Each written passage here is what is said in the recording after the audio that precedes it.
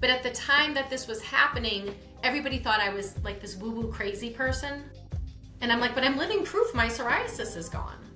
But I do think autoimmune, especially because autoimmune runs in my family, when I look back as the experiment of one, I'm like, well, actually I think my grandmother's rheumatoid arthritis started in a grief. It started with the loss of her husband and the loss of a child. You know, I think when you start looking at some pieces, stress is one of the worst things for our body. I think if you live in a zero stress environment, but you ate McDonald's, you'd be much better than eating broccoli in a high stress environment. Lisa Parda, thank you for joining me on the podcast. Thank you, it's an honor. You are an author. You're also a radio host. Lisa and Robin on the mic. That's got to be kind of intense. So on the radio, it's all live, I assume? It is live, and if it's FCC compliant. Oh, that makes me nervous just hearing those words. Right, which means you have to not swear.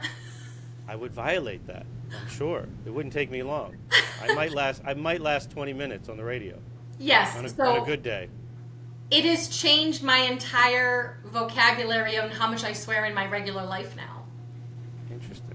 Yeah, because I was a huge sailor of a swear. Okay. I swore like a sailor. So sometimes I just pause because I'm like, I don't know how to insert an adjective that isn't an F-bomb.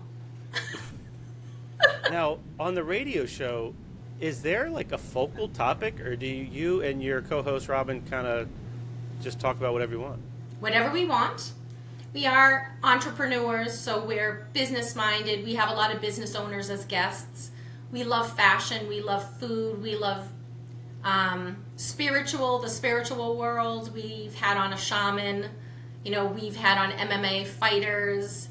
You know, so we're very curious people, and it's wherever our curiosity takes us and wherever we think we can have an interesting conversation that the community that we're live in is interested in. We try to keep it fairly local, but we have a number of opportunities to have guests that would pull us outside the area. So we're in our third year, and we're going to start also adding Zoom type, and it won't be live. And this is in the New England area? That's what it Yes, sounds it's like. New Hampshire. Okay. Great. And your book is about food. I think on the cover it said something like food is my love language. Did I get that right? Yep. My love language is food. Yep. So that resonates with me. Food is my love language, but on the giving side. I think that's the way I want to give love, is by preparing food and feeding people. Yes. I think it's become kind of a household joke in my home that's how I try to earn validation, by feeding people. So you're the cook? I am the cook, for sure, yeah. Excellent. What do you love to cook? What are some of your favorite dishes? Well, I've definitely gone through phases. I mean, my favorite thing to cook and eat is just some form of steak. We do eat a lot of meat, and I like the simplicity of cooking something that needs very few ingredients and just how to make the most of it and let the product do the talking. I also find it very fulfilling to connect deeper and deeper with the source of the food. So I've spent a lot of time kind of curating where we bring food in from, and getting to know different farm sources and such. And we have a garden also, and we have chicken. So we try to stay a little bit more connected. It's hard this day and age to really, for people in general, to know where your food comes from, and we try.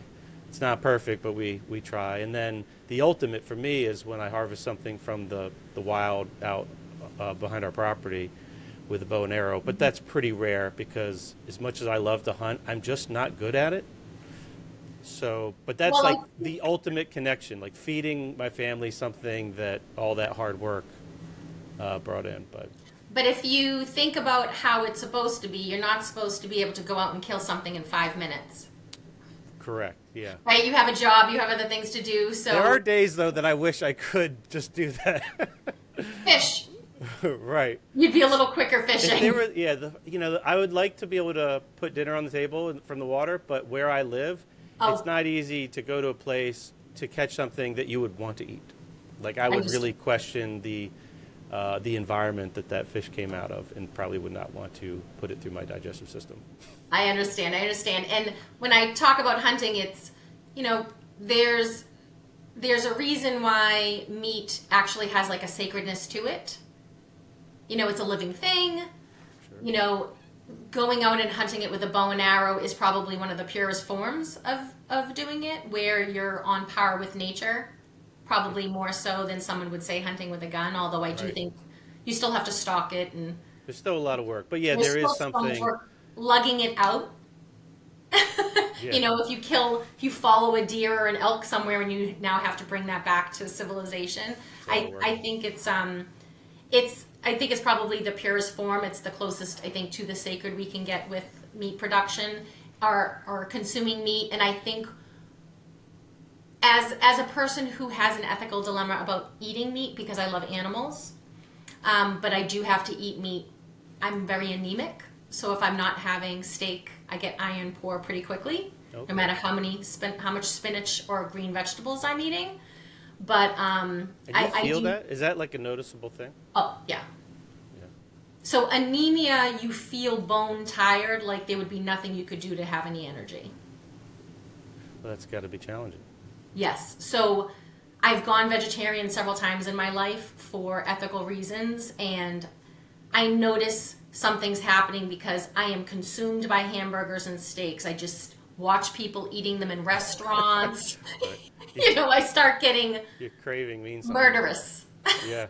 It's I would funny. kill my own. I've always felt that cravings are really important to listen to, and I think they're generally vilified, unless in the context of a pregnant woman. Then it's like the whole village wants to feed that woman's cravings. But outside of that context, it's like the craving's the enemy. And I'm like, I think we're so out of touch with our own bodies. We don't know how to listen to what that craving is and ask what it means. Like, what is it telling us that we need? We've had so much sugar in our diets that we are mostly craving sugar when we talk about cravings. But if you're not eating a highly processed diet, you can listen to your cravings more and more. Because I grew up with a very processed diet. The only thing I craved was sugar. Well, sugar craving, I mean, sugar is our cells, most cells in our bodies, our favorite substance to make energy. So a lot of people are screaming for energy with that craving. And some people think that, well, if you have, let's say, excess weight, that you should have enough energy because you're walking around with it. And what I've learned is the excess weight people have is fuel, potential fuel, that can be converted to energy, but we're not good at it because of whatever blockages that are interfering with our ability to make energy out of the excess food. And there's a lot of things that contribute to that. A lot of things that are part of our environment and our culture and our food system, of course. And what was your foray? Like, why are you so into food? Where did that come about? So I grew up in McDonald's, and no complaint. Like in a restaurant? How's the housing situation in McDonald's? So There? I will say I grew up in it because it was basically the only food I ate 5 days a week Gotcha. as a young teenager. My mother decided, because she had to go back into the workforce, this is the 70s, I'm 53. So, in the 70s, she's going to have to go into the workforce, and she says, well, I can't be doing everything. I can't be a stay-at-home wife cooking, which she didn't want to do anyways. Let's be clear. So this was the perfect thing to dump when she went back into the workforce, that and laundry. We outsourced everything to a dry cleaner, and our laundry was outsourced, and so was our food. And it was whatever you want to eat. Do you want pizza? We lived in the center of a city. I lived in Somerville, Massachusetts, which is 3 miles outside of Boston. We had ample food that was walkable. We could walk down the street and have Mexican. We could have Italian. We could have pizza. We could have whatever we wanted from restaurants. I also had a McDonald's a half a mile from my house. And once I got old enough to request it, I requested McDonald's. So did every other child. And I was indulged. So I didn't grow up with cooking in my household.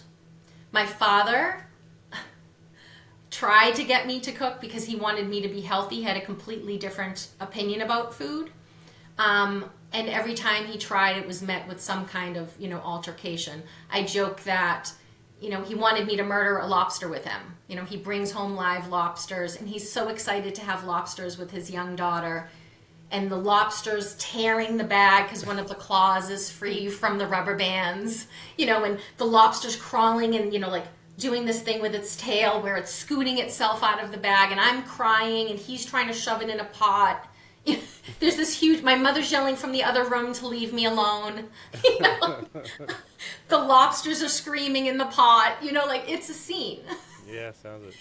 And I'm young, I'm very young, and under 10, and he says, where do you think your hamburger from McDonald's comes from? Where do you think your chicken nuggets come from? These are animals.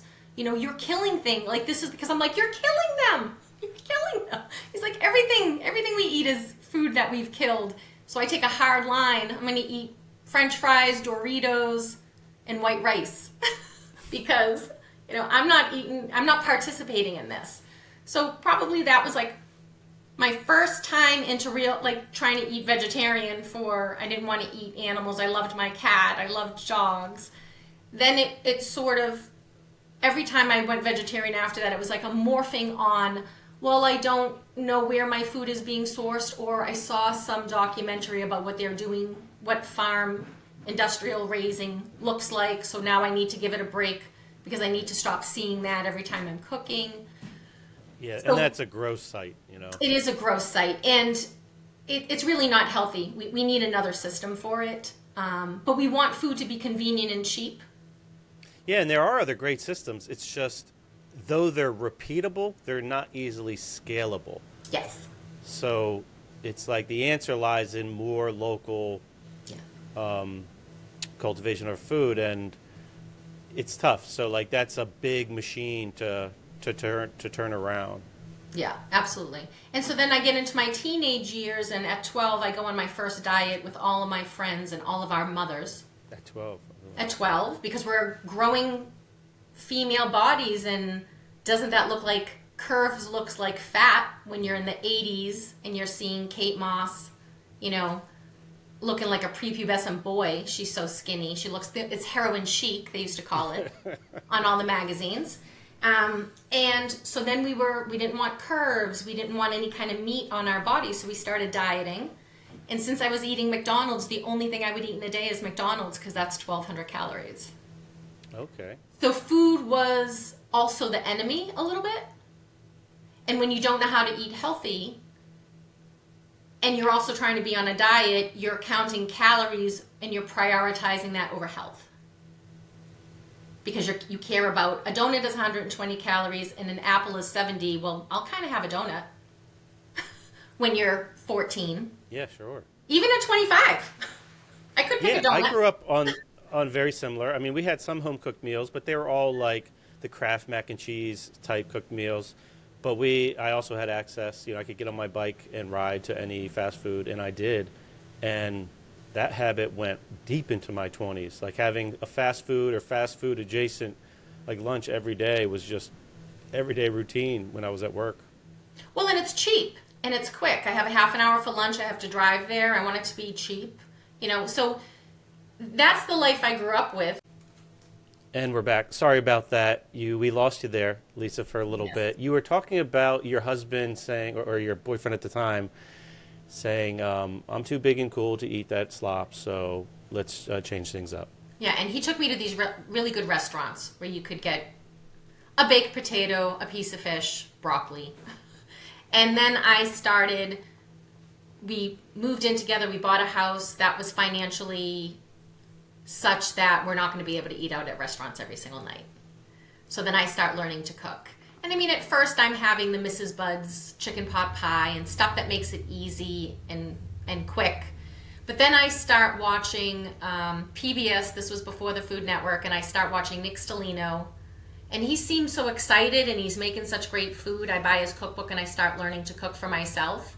And I find, wow, I like the tangible aspect of cooking. I like starting something, having something completed. I like getting better at a task. And I like enjoying what I've made.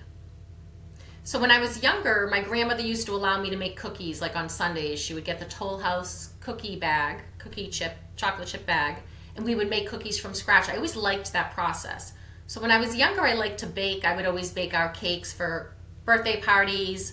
I got a cheesecake recipe from a neighbor, and I, at like 14, started making these amazing New York style cheesecakes. So I always liked the kitchen. I just didn't have a good relationship with it because I was very much in my 20s trying to be a size 0 while also incorporating food, which was very difficult. But when I started eating real food, I did lose probably like 15 pounds. I was eating way more food than I had ever eaten, and I had lost weight. And so that clicked in my head that, wow, you know, I can actually not be starving myself and maintaining a weight. And then from there, I got psoriasis. My father passed away when I was 24, and I just had this really intense grief period, and psoriasis had kind of broke out on my body. And again, this was back 30-something years, well, almost 30 years ago.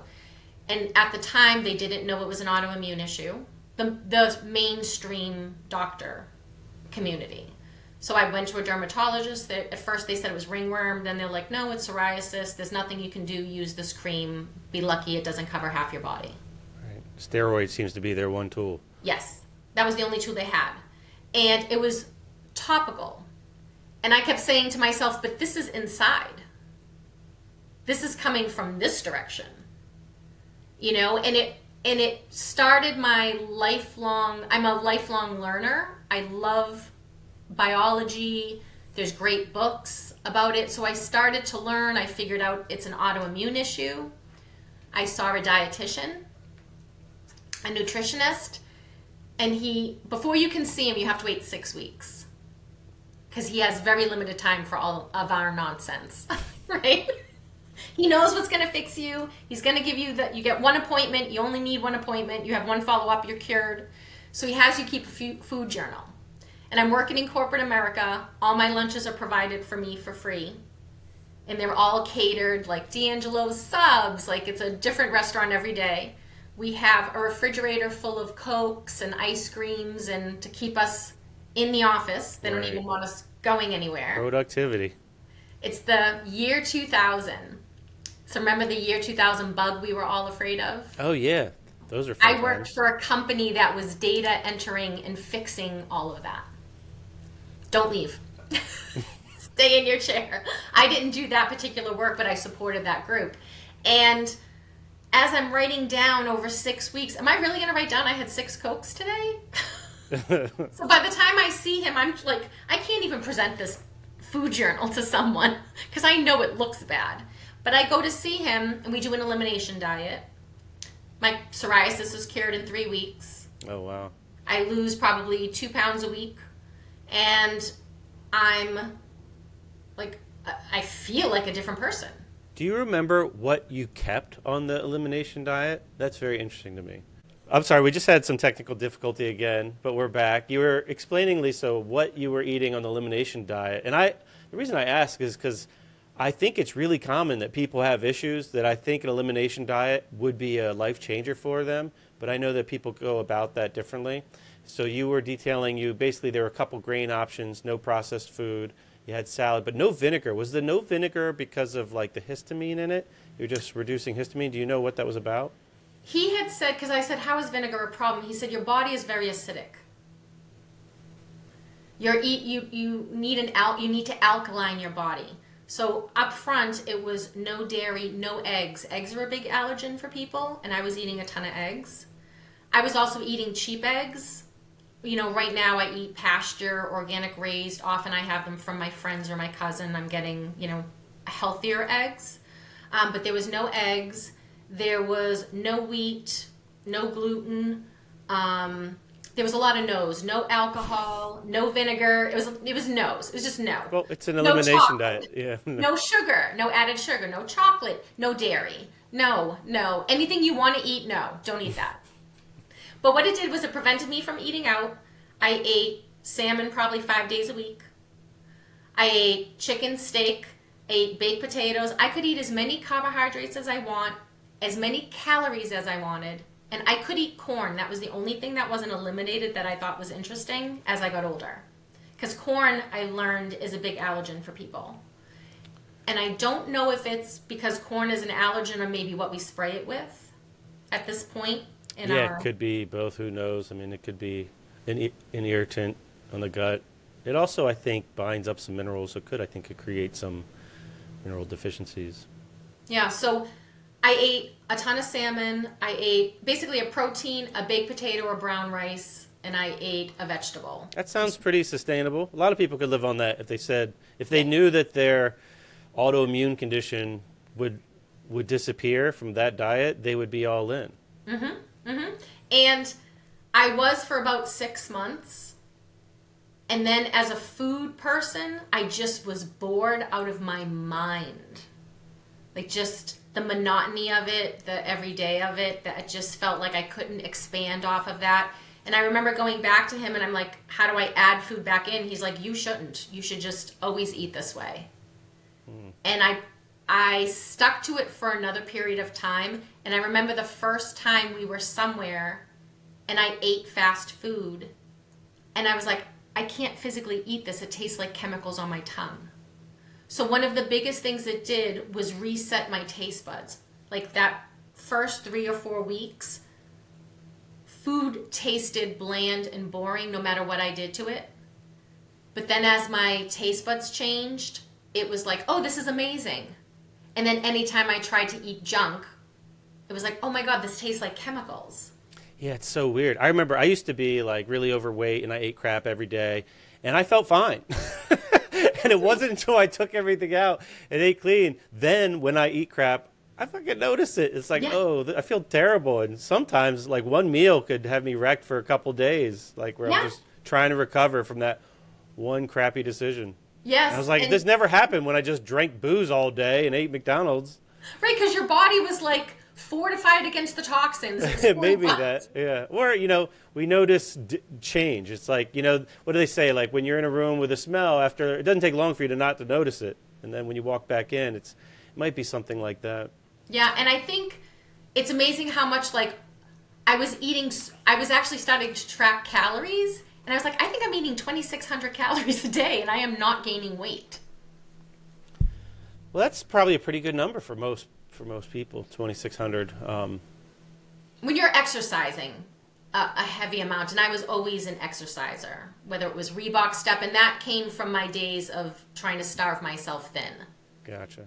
I would calorie in, exercise, calorie out, which we're a chemical lab. We're not a math equation. We're very complex. We're not complicated. We're complex. Yes. So there's a lot of dynamic systems that are interacting with each other and our environment. I mean, you could eat the same thing and change your environment and have a different outcome. Talk to somebody that lives in like a moldy house about that or something. So what does it mean to you now? So that's an interesting story. That's a great story. Like I love to hear when people find a way to go through some kind of healing journey, and it was like they did the work, they realized it was them, they're the that they are the healer. We're always our best advocate and our best doctor, really. And whenever you do heal from something, it's always you that did the healing.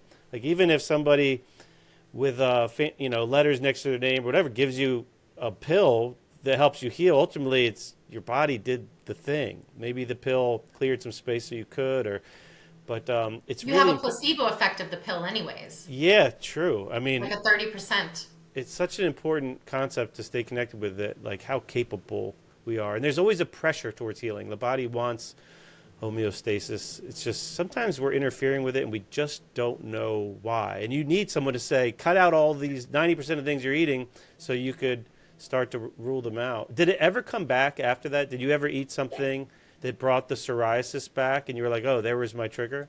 Or do you think it was a big just general stress from having the pain, the emotional pain that we're going through at the time? So I actually have it's a twofold theory. So I have come to understand that I'm an experiment of one.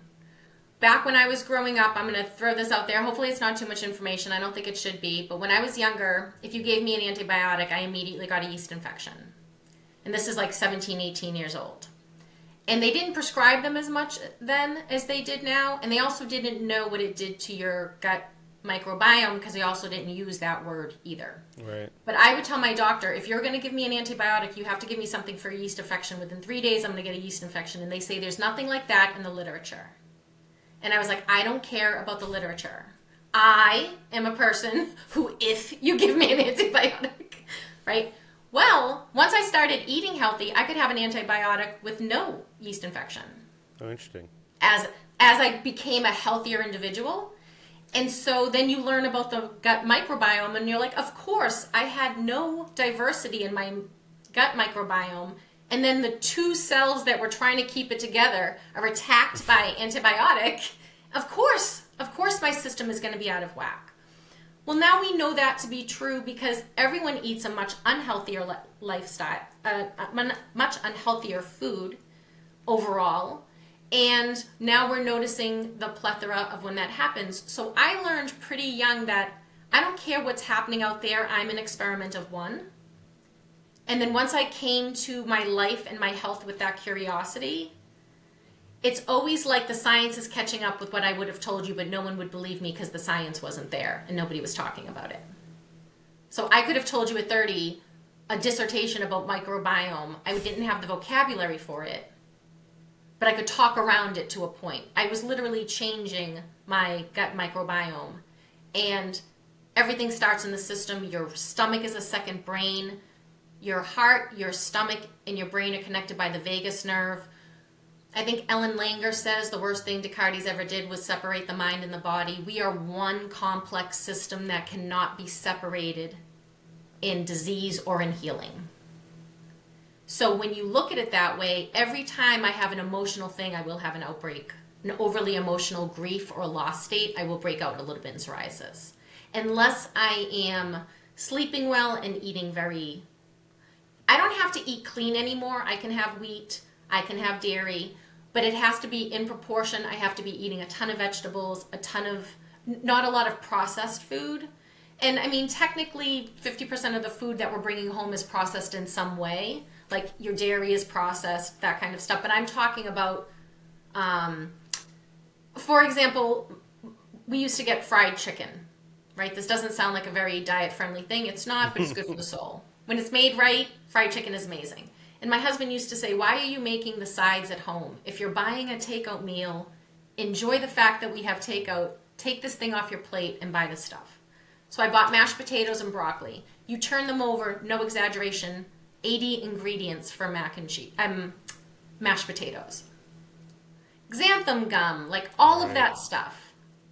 Well, we don't know what that does to us over time. You know, we are learning so much now, thankfully, but at the time that this was happening, everybody thought I was like this woo-woo crazy person. And I'm like, but I'm living proof my psoriasis is gone.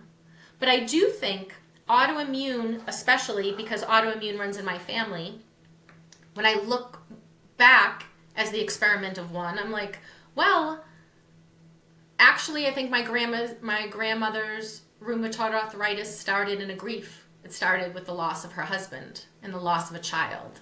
You know, I think when you start looking at some pieces, stress is one of the worst things for our body. I think if you live in a zero stress environment, but you ate McDonald's, you'd be much better than eating broccoli in a high stress environment. Yeah, I agree. You know, but it doesn't mean you can just eat McDonald's. But it also means that we are a wholly connected system. So fast forward to I'm 50, I'm having AFib, I'm having some very distinct heart problems, and the medical community's kind of doing we don't see a blockage, we don't see this, we don't see this. And they send me to an cardiologist, the one that does the electrical impulses for your heart, but the appointment is 11 months away because this is COVID. And we don't care if you dropped dead of a heart attack, but did you get your vaccine? Can we give you... I remember being in there with my heart, like my pulse is my heart rate is 150 and my blood pressure is like 60/40. And I'm like, do you know what's wrong with me? And they're like, have you had your vaccine? And I'm like, can we fix my heart? That kind of panic. But when I was waiting for that appointment, I said, how do you fix AFib naturally? And it was diet. It was not high intensity exercise. It was circadian rhythm. It was these very specific tools that by the time I got to the doctor, I fixed it. almost had no AFib. Yeah, that's great. So I think, and it's really funny, yesterday my girlfriend was in the hospital unexpectedly. I was there for 6 hours. I had a radio event I had to go to. I ate takeout food, and then I ate takeout food because I'm just trying to get something in. And this morning I woke up a little bit in a bad mood, and I'm like, what's wrong with me? I have a great day. You know, I have this podcast, I have some stuff for work, and I'm like, oh, I know what it is. I haven't had a vegetable. So simple. If you've never read the book Brain Energy by Dr. Christopher Palmer, I recommend that book to everybody. I talk about it on the radio because it talks about our metabolic health. And when you look at everything, you're like, of course, it's metabolic health. Metabolism governs everything. Yes. That's what I've learned. It governs everything. It's the power coming into the system that runs all the apps. Yep. So he talks about mitochondria and what the mitochondria need. And when the mitochondria don't have what they need, they shunt the resources. So I read that book when I was going through my heart problem. And it said, I'm paraphrasing and probably not accurately saying exactly what he said, but it's what I heard that I needed to hear, which was the biggest system for energy, metabolic energy, is your brain. For sure. The second biggest is your cardiovascular system. So I do suffer from depression and seasonal affective disorder, and all of a sudden now I'm having these heart problems. So what do I need to do in my health to get energy back to these two systems? You gotta get out of New Hampshire, get some sun. I did. We always used to go in April, take a trip in April and September, October time period. I lived in Hawaii for 10 years. Oh, okay. That's and gotta my make up husband for wanted something. to move back here. And I said, can you move anywhere else? So when I moved there, again, experiment of one, they really didn't consider seasonal affective disorder a real disorder. And if you take my blood labs, you can see how low my vitamin D is. In the middle of the winter, I was once tested at 9. That's a problem. And I don't feel good. And my doctor's trying to prescribe me antidepressants because she's like, you're depressed. It's just the wrong toolkit. And I'm like, I'm not depressed. I'm like, sure, I'm depressed now, probably, but get my vitamin D to 70, and then let's see how I feel. And if I'm still depressed. So then I start getting shots. Well, they give me pills, but my stomach is not absorbing them. So then they start giving me shots, and I'm a new person. Oh, interesting. Just like that. But what happened? So you're getting vitamin D shots. I didn't even know people get shots of that. Well, if you can't, they try to give it to you through your stomach. Like my doctor still she will not write the prescription for the shots, but she will write a prescription for the pills. So my insurance will only pay if I have the pills. I have to pay out of pocket for the shots. But my vitamin D doesn't stay elevated with the pills. Like it's just this. So how often do you have to take the shots? How long does it I take last? them for 12 weeks in the dead of winter. So I'm starting now. December I'll start. You take it like once a week for 12 weeks? Mm-hmm. Is it something you do yourself, or do you have to go to a place and get it? I used to go to a place and I just said, I can't take the driving time. Can you just give them? And last year she gave me 12 and I just self-administered them. And it does the trick, huh? That's interesting. There's someone in mind I want to tell that about. Yeah. I'm glad I learned that. And so I don't think, so you know how you have stomach permeability and all of that? Yeah. I also am a Mediterranean. I'm 100% Italian. And I joke I'm from a long line of sun worshippers. The bio in the back of my book says Lisa Parda is a sun worshipping bibliophile. I saw that. You know, but what was interesting was I grew up in New England. I went to tanning beds when I was young. Like it was crack cocaine. You would find me every day in a tanning bed. That's how I used to get through the winter, and then we found out they were terrible. With a Big Mac. We found out how terrible they were. We didn't care at the time because we were like, I either go into a deep depression and want to kill myself in the tub, or I get skin cancer at the place. Yeah, maybe they're not terrible. I mean, I think they probably serve a purpose for some people that don't get enough sun. I don't know all the details of them, but I would think that some of that, it might have a net benefit. Well, I've talked to several people who were like, I wish we could have them now. You know, like, how do we... And then I tell them about the vitamin D shots, actually. But then my husband and I moved to Hawaii for 10 years when I was 30. And I remember waking up, we had lived there for 9 months. And I woke up and I was like, I'm rested, I have energy, I'm calm. I just felt like a different person.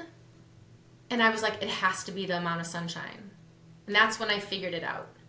When I was 30, and when he wanted to move back here, our family's here, we're from here, he's like, I want to go back. And I'm like, oh, can't we go anywhere else? So the promise was we will go on vacation twice a year to somewhere sunny. And I came back. But what I really learned was I don't need sun in September and April. I can't go that whole winter. So I do need vitamin D. And I do pop down for much shorter trips now to Florida and just, hopefully it's not raining there and I get my sunshine. Yeah, it makes a big difference just getting it where you can like that. Sun is a big deal. I'm also a sun worshiper, and I just can't get enough. I never feel satisfied. I just feel like the more the better. And I know people talk about risks around that, and I don't know how much I buy it. And it's funny, and I know this is, I've mentioned this before on here.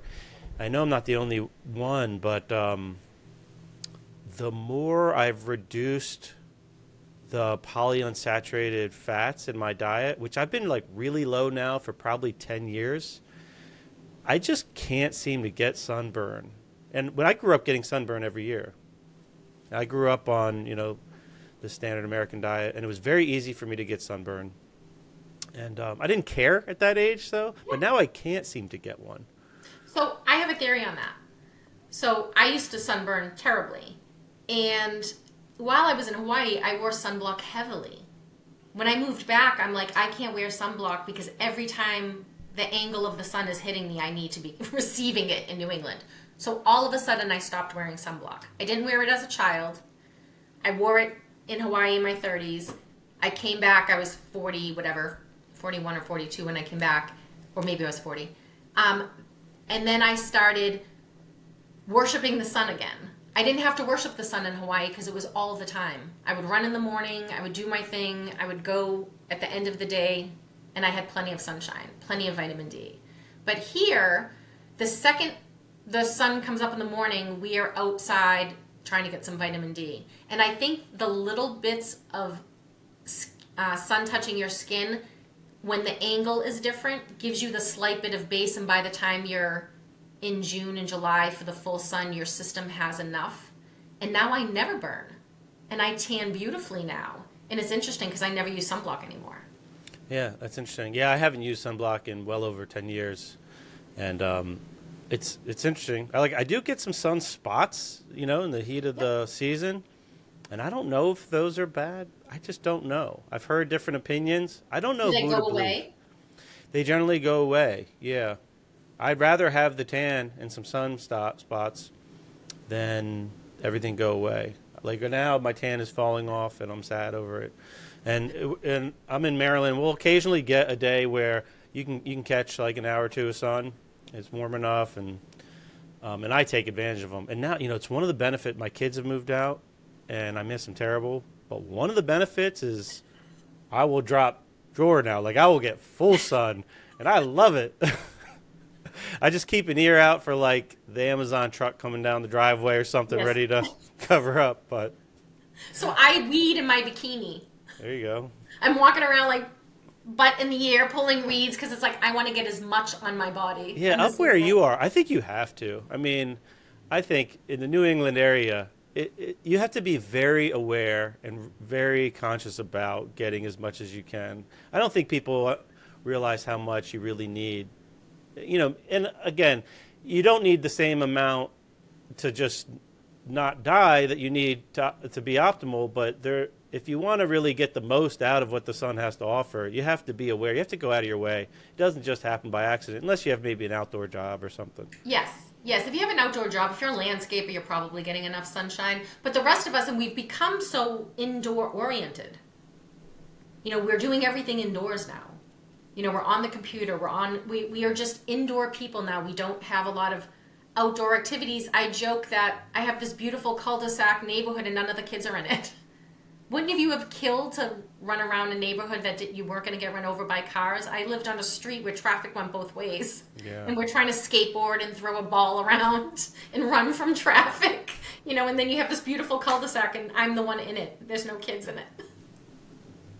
So let me ask you, Lisa, having written a book about food and dived in for so long and went through a pretty, I guess, impressive like healing journey using that as a big tool. Obviously, there must have been something about managing the stress too. But yes, like, what does food mean to you now? Like, what are the emotional connections you have with it? So I'm hugely emotional connected. When I celebrate, I want food. When I'm upset, I also want a little bit of food. When I'm with people, I want food. Like, food is an emotional connection. I think convenience has killed the sacred of food for the most part. Like, when I ran to get fast food and I'm chomping it down in the car, I don't feel connected to I'm not even enjoying my French fries, for example. So I think that I personally am very emotionally connected to food. And that is a blessing and it is a curse because you have to manage when you're having some like loss or grief or anxiousness that you're not eating your emotions. And if you are eating your emotions, you're doing it in a more healthy way. But my connection to people is through food. Like, if we're friends and you're having a birthday, I'm making your favorite meal on your birthday. I'm making your favorite dessert for your birthday. When we're doing anything, it's a celebration. I used to watch my nephews every Thursday, and what I did was make sure that we all sat down so that my in-laws didn't pick up the kids and then run home and then do bath time. It's like we come to the house, there's a full-blown meal, we sit down, we have a meal, we wrap up, they go to bed. Like, just a routine and a ritual around food. I'm very ritualistic, as well as the fast food person, but we live very hectic lifestyles, so I'm not making everything from scratch. I'm not making my bread from scratch, for example, or stuff like that, but I do try to. One of the things about my cookbook was like, you can make this today and it stays for 3 days in your fridge, so you'll always have something healthy and you can actually take it to go in a container. It lasts for 2 hours in the car between lunch or something. So because my life, I'm a real estate broker and I live on the road, I've really found a lot of things that I can eat that are healthy that I can take with me. Okay. So you don't make your own bread yet? Nobody's lent you some sourdough starter? So I will tell you, I made my own pita pockets for a while. Okay. And then my schedule just doesn't allow for it as much now, but there was a time I was making my own French bread. Well, when you make your own French bread and you're learning to make bread, you're eating bread every day. True. And you have to eat the bread all in one day because it has no preservatives. So I bought sourdough starter maybe like 2 years ago, and then I went on vacation and I didn't keep it alive in the fridge, and I came home and I'm like, this kind of looks weird. Let me throw it. Oh, it'll wake up. Will it? Oh, yeah. Yeah, they could be dormant. Sometimes I'll go a month without bacon, pull it out. Really? Yeah, you just gotta like give it a couple days to get lively again. It's a remarkable substance. Some people actually dry them out and powderize them, and you can put it in a cabinet for like ever and then wake it back up. Really? Yeah, microorganisms are incredible. It's their world. We're just living in it. Yeah. So I will say that Tom Papa is one of my favorite comedians, and his whole entire page is him cutting the bread he's made. Oh, really? Yeah, he's a funny guy. I've heard him. He's very funny. But he's the one who inspired me. I'm like, should I get into sourdough? And I'm like, well, I'm growing my herbs. I don't know if I have enough time in my schedule. I don't know. To take on, like, perfecting a craft. I think when I was baking the bread, it was, okay, why is the crust not perfect? Why is this? Oh, the temperature outside. Oh, it's too humid. Oh, it's not humid enough. I felt like it was... You can get really nerdy about it. I do it the simple man's way. I don't even measure. And like my wife has a client who's like a baker, and she told her that I don't measure, and the baker thought it was like insane. And I'm thinking, if you make this every week or two, you should know, ballpark at least, what it looks like. Now, I'm sure if you're a restaurant or company, you have to make every one identical over and over. But I eyeball everything, comes out great every single time. You might be my sourdough inspiration. It's easy. And, it's like 5 minutes of work and then 1 minute of work, 1 minute of work like 5 times that first day. And I put it in the fridge at night. And then a couple of days later, I pull it out and I bake it for 40 minutes, 45 minutes. And then, you have it, and you don't have to use it up every day. Like, we'll put it in a bag and, like, almost seal it, and it'll stay overnight just fine. The crust will lose a little bit of its crustness, but the crumb will seem fine, and it's very usable. Can you freeze it? I think you can. I never have. It never, we usually will get, like, 2 days out of a loaf. And I'll make a loaf every week or two. But it's great. But it transforms an experience of meal. Like, if you do make a salad or a steak or whatever, like, one of my favorite breakfasts is just, like, whatever meat was left over and from dinner and then some eggs to go with it. But if I have a piece of sourdough toast with it, it's like... divine. It's just everything. Like, I'm on top of the world when I have that. So it's and I don't know anyone allergic to when people have sensitivities, they never have it to fresh sourdough bread. Yeah, actually, I think I saw a study on PubMed about that where they took, I think, full-blown celiac folks and tested them with sourdough, and it was like very few of them reacted to it. There's something really important going on there, and I think they've been eating it for a very long time, probably because they figured that out very long time ago. It wasn't. There is something about having the microorganisms. Like, think about it. When you eat food, you get microorganisms in your body that do all this work for you. Some of them even make like vitamins, and they break stuff down, and they handle the stuff that you don't digest. All you're doing is giving them a head start. You're saying, have your work on it first. Make this more digestible. Naturally process it for me, and it helps, and it's delicious. It's also a living thing. Well, I think it is until you cook it. I don't think it survives the 500-degree oven. I don't think it does. There's something about the living thing of it, I think. Yeah. It's like you have like a pet on the counter. Like, ours has a name. We sing a song to him when we feed him. Like, he's like a family. Slappy, our sourdough starter's name is Slappy. He's like a member of the family. He's like, pet. I love it. Yeah, which, gives you some insight what food means to me. Like, it matters. Yeah, and I do think I have a huge emotional connection with food. I called the book My Love Language is Food because it was a way I fell in love. It was a way I nurture myself. So I will get agitated. My husband's trying to, you're working, you're doing this, let's just go grab dinner out. Let's make your life easier. Don't go to the supermarket again. I find myself agitated if I'm not cooking for myself at some point. And I've said to him over and over, take something else off my plate, but the cooking is okay. The supermarket, different story. I hate the supermarket. Hate it. You know why? They've ruined the experience of it. I mean, Whole Foods used to be decent. It was an arm and a leg for a mango, but the mangoes were beautiful. The baggers would practically like caress it into a, put it in. So you get home now, everything's under it. It was bought by Amazon. Everything that was good in the store that you could only get at home, Whole Foods left. And now it's the same crap as anything else.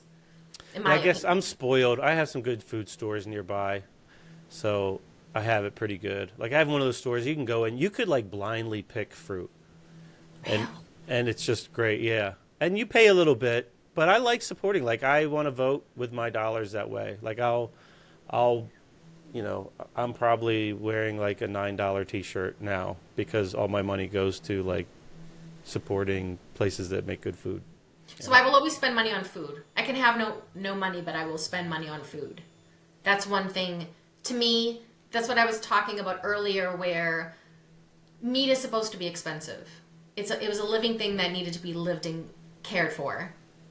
And I think one thing that I was actually thinking about this when we were kind of talking about, because recently we were talking about spirituality is a circle that needs to be with the financial. It needs to be with every part of our life. The spiritual needs to come in. And I thought, wow, even if you're not religious, the idea of praying over food, especially praying over animal food, I wonder if, like, I did that every single meal, every single day for a year, if it would transform anything for me. It was something that I was going to start doing. I bet it would. I bet it could be your next book. Ooh. Great idea. I'll take a 10% commission on it. 10% cut. Okay. Yeah, I think that's interesting. I mean, they've done tests where, they pray to like water and they test it Yes. and it does things. So like your food's made of water. Like things hold, vibration and frequency and it's got to Yes. do something. I mean, So I'm a people big have been doing it for a long time. believer of words matter. I actually think words have vibration. One of the things that I've always, before I really could formulate it as something I could explain, I just felt it in my heart. If my husband or my best friend would say something bad about themselves, I would say, don't talk about my John that way. Don't talk about my Robin that way. Like, I don't want to hear you talking poorly about yourself. I don't want to talk poorly about myself. I think changing language, I know over the last maybe 5 or 10 years, we've even changed language a little bit. That I remember how difficult I was in changing my own language because I kind of felt that I had formed a more loving bond with language and I didn't like that people were weaponizing my language. But I think there is I think energetically we are energetic beings. The more I love learning about physics, like I don't think I have the brain for physics, just like I don't have the brain for true astronomy, but I'm interested in both.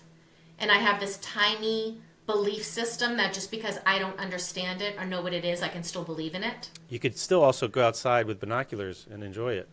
Yes. Yes, I don't have to understand it to enjoy it and believe in it and think it's amazing. Yeah. And find one of the things I think that happened after my heart event was I was like, I need to start finding wonder more in my daily life. Well, that's kind of what this shift is all about. That sounds like a great shift. Well, it sounds like you got a lot of good lessons out of that pain. Yeah, I was like, well, it cements in I've lost people young.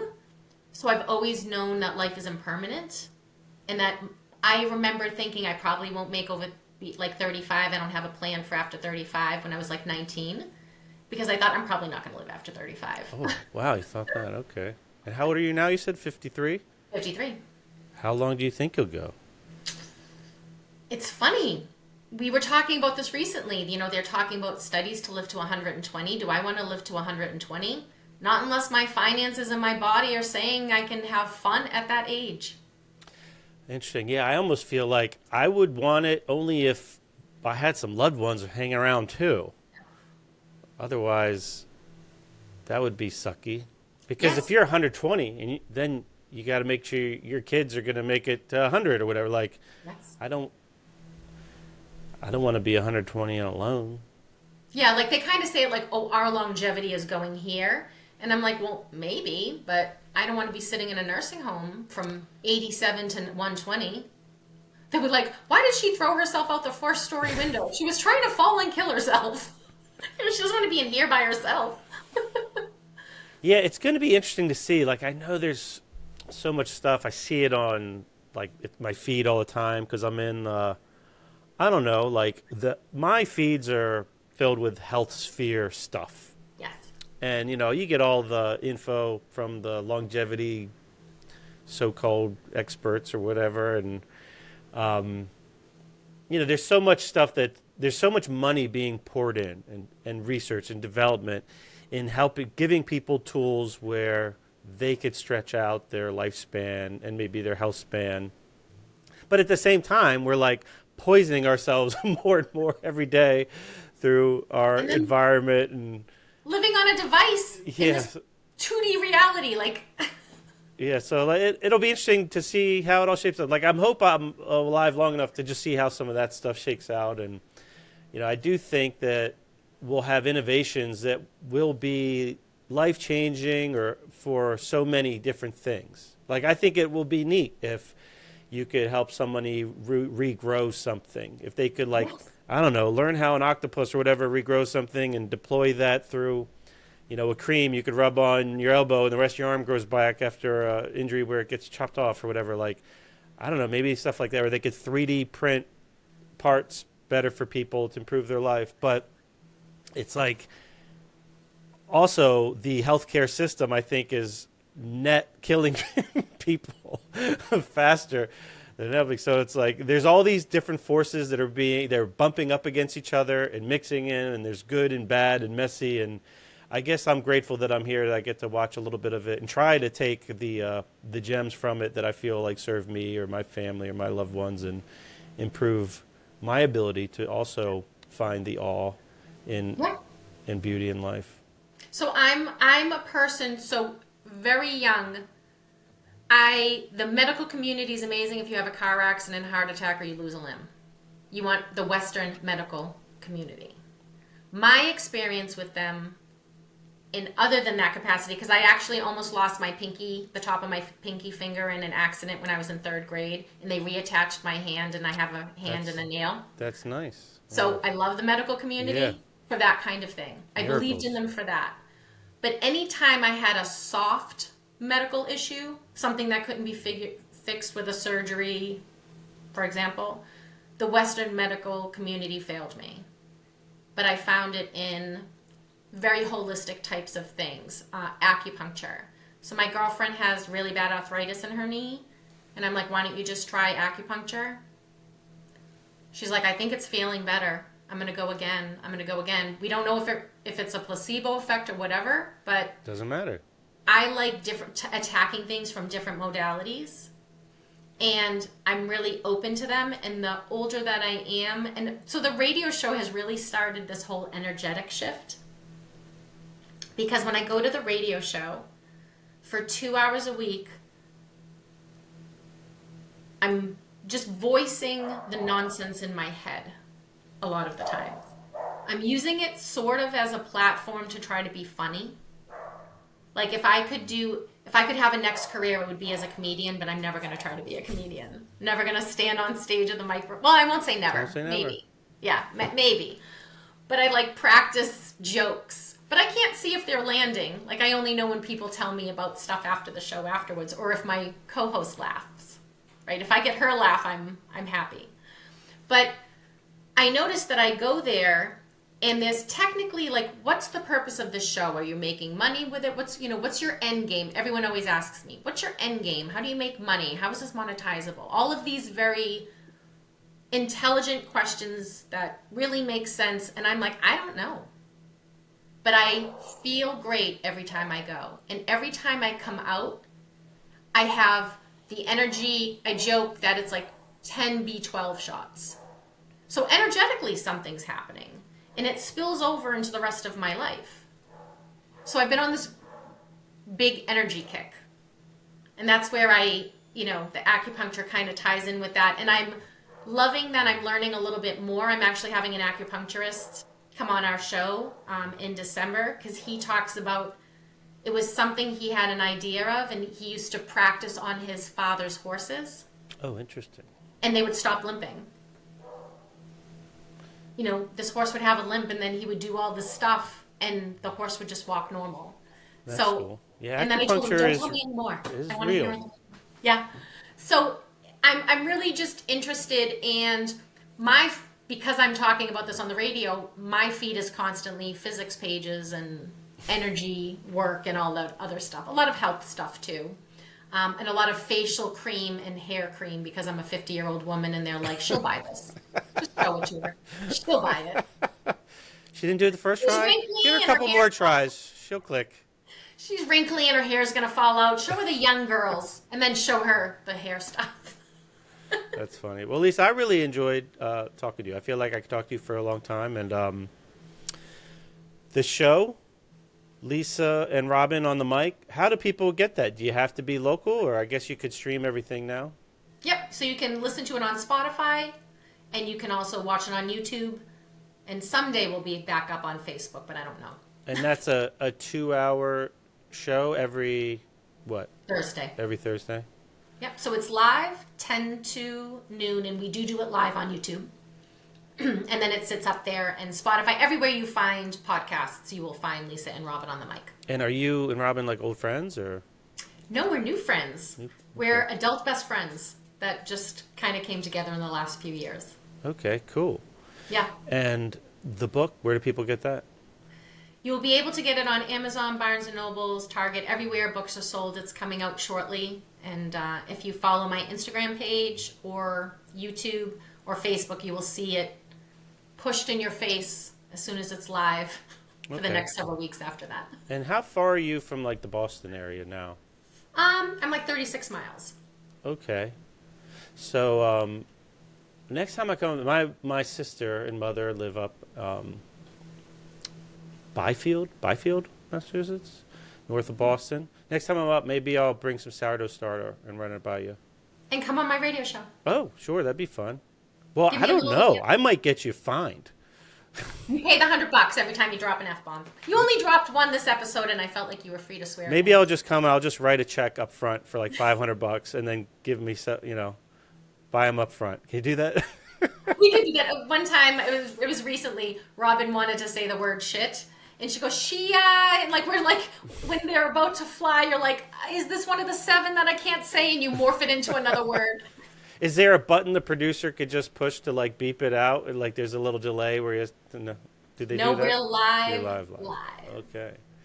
Well, Lisa, again, it was great connecting with you. So I appreciate you reaching out. And I look forward to our paths crossing again sometime. For the listeners, hope you enjoyed the conversation. I didn't know where this was going to go today, but I really enjoyed it and hope you did too. And if you have anything to comment about it, I don't really ask much, but I was told to ask for comments. So, hey, if something you heard today resonates with you, please let me know.